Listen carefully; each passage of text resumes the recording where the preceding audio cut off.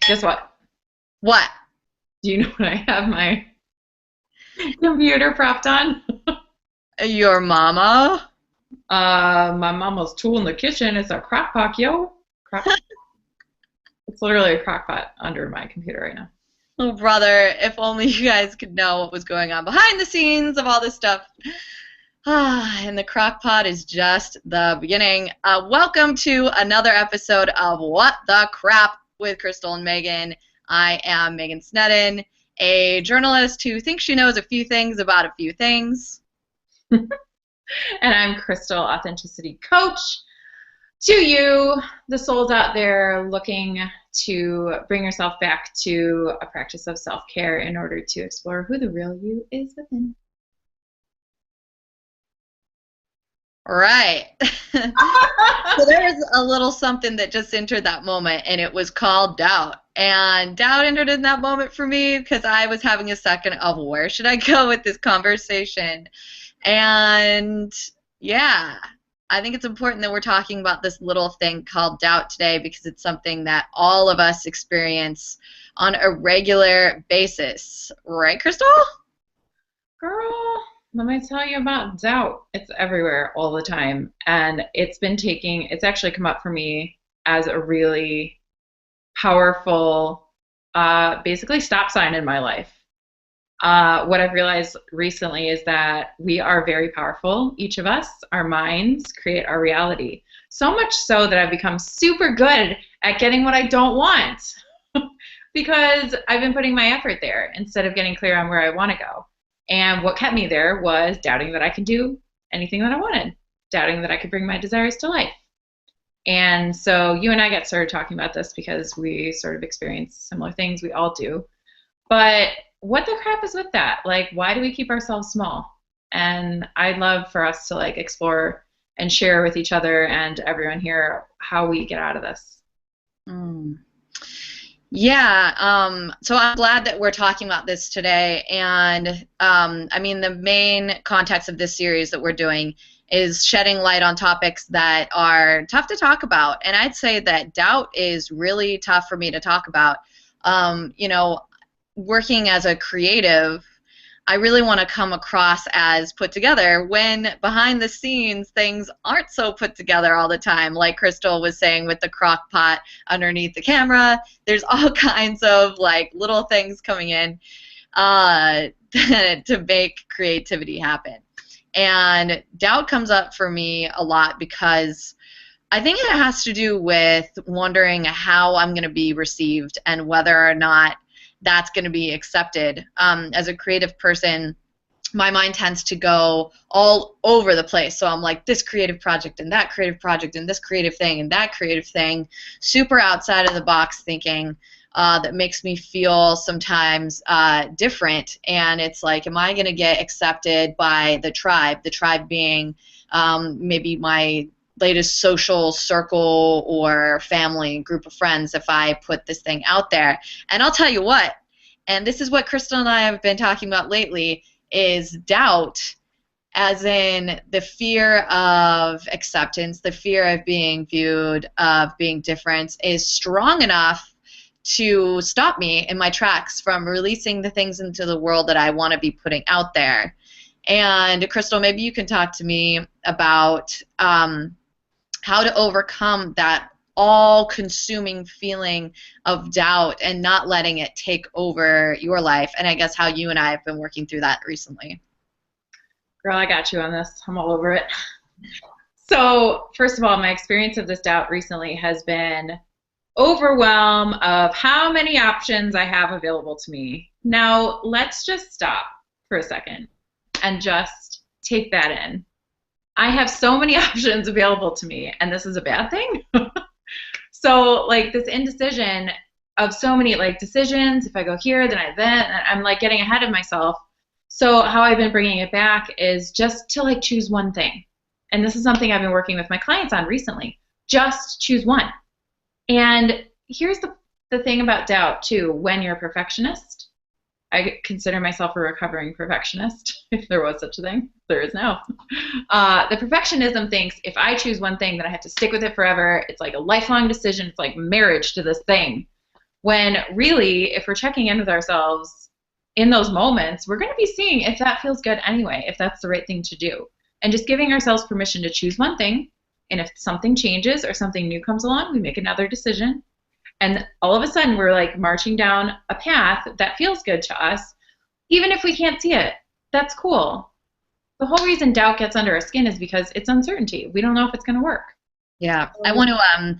I just had a thought come to mind, and I wanted to jump in and add to what you were saying. And doubt comes up for me because I have so many options as well, or just maybe not options. I almost want to say ideas, like creative ideas, that I get a little bit of FOMO, like fear of missing out on all these other options. I'm like, oh, but if I choose to fully commit to this creative project, then I'm going to miss out on all these other ideas that are coming up for me. And I was listening to the Tim Ferriss podcast the other day, and that was really cool because he was talking about the process of decision making, and he dissected the word decision. And I think it was like someone had called in and they were saying that exact thing, that like, oh, how do you deal with regret and all these other feelings? And he was saying, yeah, when you make a decision, if you were to relate it to the word incision, as in to cut, and D as in like away, like you're cutting away other choices. So there has to be a level of sacrifice that you have to make in order to make a choice. So I guess one tool for dealing with doubt for me when I'm in this sea of options is just acknowledging the pure and simple fact that I am making a trade-off. I'm making sacrifices of time, I'm making sacrifices of location, people, ideas, things, so that I can pursue just one thing. I believe that someone I met at a conference one time called it the JOT method, just one thing. And I was like, oh, I don't know how to deal with this. He's like, just jot it down. So good. So clever. I love it. So to add on to what you're saying, first of all, I love the decision and incision perspective. That's really cool.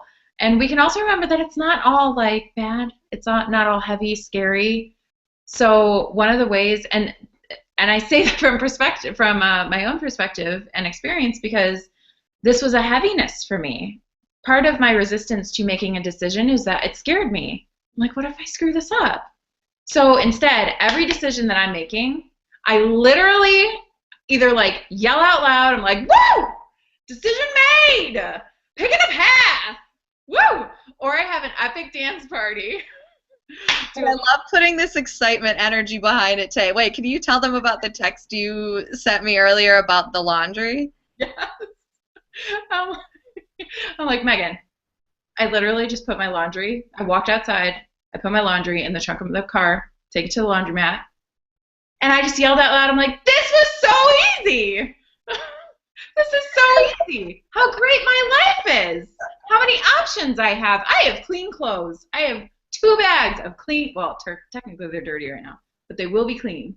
Oh, I'm loving it. And you know why I brought that up? People are probably watching this going like, I don't really see how that ease, etc., is tied into doubt.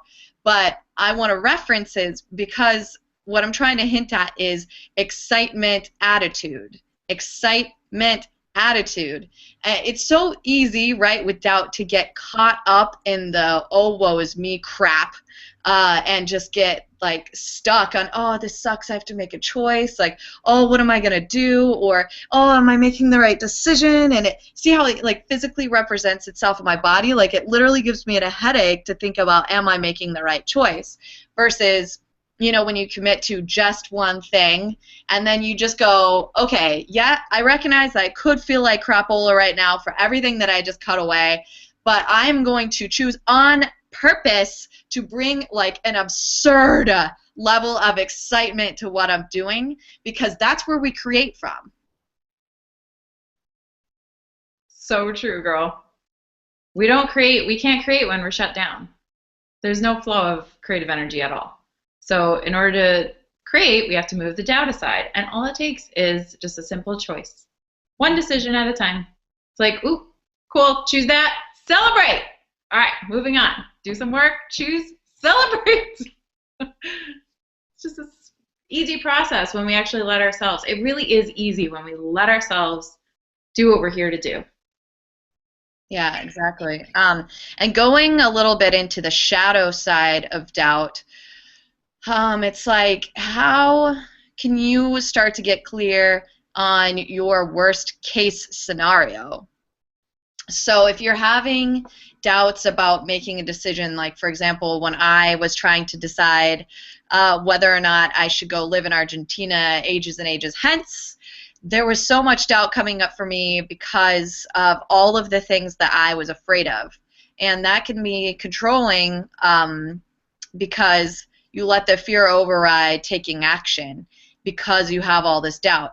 And you can fall a victim to that if you're not getting clear on what it is exactly that is scaring you or what is making you be in a position of doubt. Like Krystal, have you ever addressed your worst case scenario just so that you could be clear on what you're afraid of and try to find strategies around it?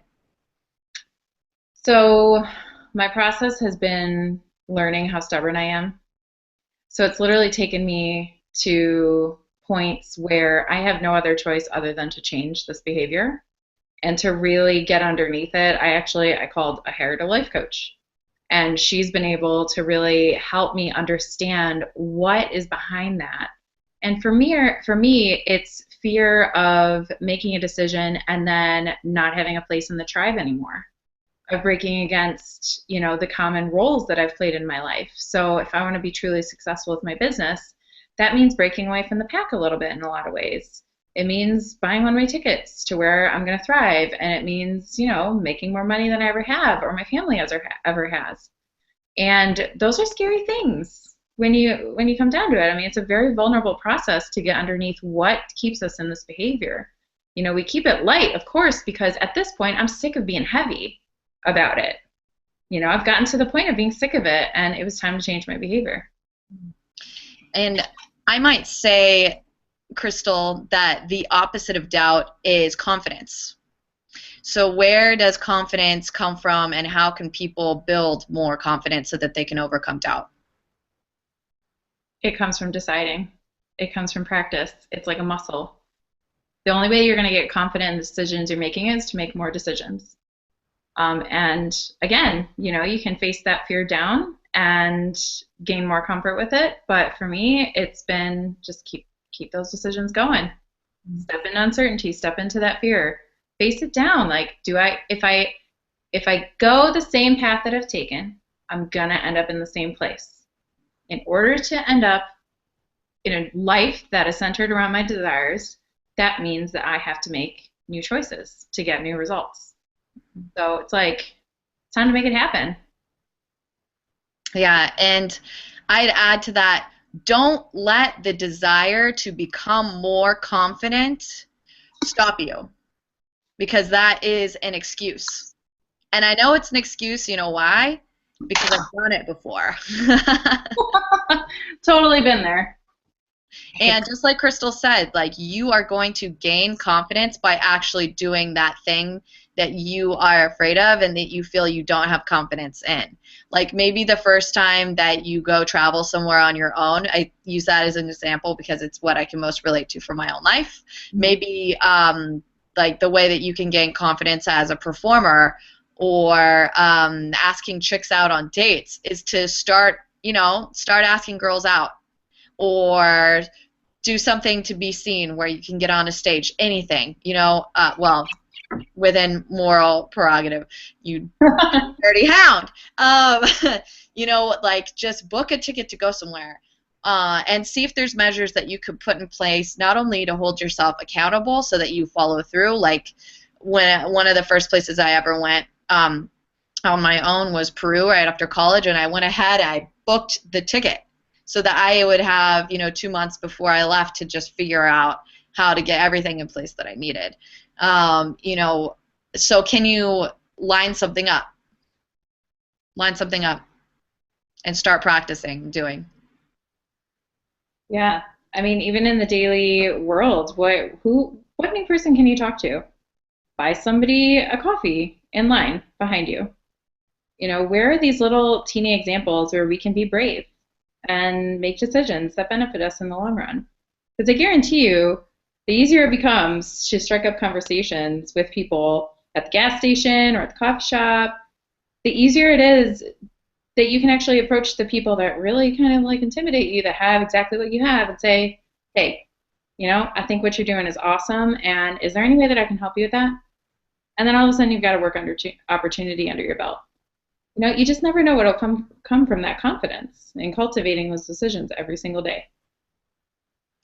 Yeah, I like what you just said, Krystal, about little steps. It brought me back to Krystal and I had gone to this small event with other women, and there was a girl there that was talking about how there was so much doubt in the bedroom for her because she wasn't getting what she needed and had no idea how to go about it. And it was so cool to see what the leaders of the circle recommended. They said, hey, this might feel way too nebulous or like big for you, this concept of, getting what you need and what you desire in the bedroom. So why don't we break it down into teeny tiny little steps? And those steps would be, you just need people to give you yeses to things, and to very simple things, so that you can get comfortable asking for what you need and then getting a yes in return. So like her homework, for example, was just like going to a friend's house and being like, hey, Krystal, can I have a glass of water? And of course you're going to say, yeah. Or being in the car with a friend and saying like, hey, the music's too loud. Do you mind if I turn it down? And then they say, yeah. Or like, hey, do you mind like turning the air conditioner on, or whatever? Like little things that she knew that she could get a yes from. So if you're looking to build confidence and just grow comfortable with saying out loud like what you desire and what you need, like start doing those in little symbolic ways so that you can just grow comfortable like using your voice. Using your voice, how powerful is that? And doubt keeps us from that. I mean, we're here to use our voice. Each of our voices is so unique and so important. So we're not just talking about like personal struggle here. We're talking about like the way you're going to impact the world. And so these are small steps of how you can really show up the best version of yourself possible. And the only way for that to happen is to kind of get out of our own ways a little bit. And this is how we do it. Amen, sister. Amen. So I guess in closing, I just want to say that Krystal and I are not talking about ignoring your feelings and just freaking forward charging like a badass who doesn't care. This is actually just the acknowledgement of the fact that doubt exists in your life, that it's a completely normal human emotion, but charging through it means that acknowledgement. It means that you're setting measures in place to work through it and around it, even though you're recognizing that it is there, just so that it doesn't control your life, and you keep moving forward and taking action on the things that really excite you so that you can live a really fulfilling and fun existence. Yes. And if I may just add one thing, this is an example of where we move from unconscious patterns to conscious choices. And when we move from that place, yes, it may be scary, but this is when we actually assemble our lives to be what we desire them to be, instead of being sort of shoved down a path of unconscious behavior. And then we end up 10 years down the road like, did I choose this? Did I actually choose this? So this is important work. And yes, we're all in this together. Doubt is not an abnormal human emotion. It's exactly where you need to be. And we're here to help you through it. And so I'm curious, what is it out there that has you feeling paralyzed, and what are you doing to move through the doubt? Because we are always open to cultivating more tools in our toolkit to move through this sort of like nasty, scary emotion. So I think that's where we wrap. So be sure to let us know how you're facing down your fears, facing down your doubt. And also, as always, let us know what other topics are out there that are really just, what the crap, man? Just to have you go, what the crap? We'd love to hear from you. And yeah, we'll see you next time. Ciao. Ciao.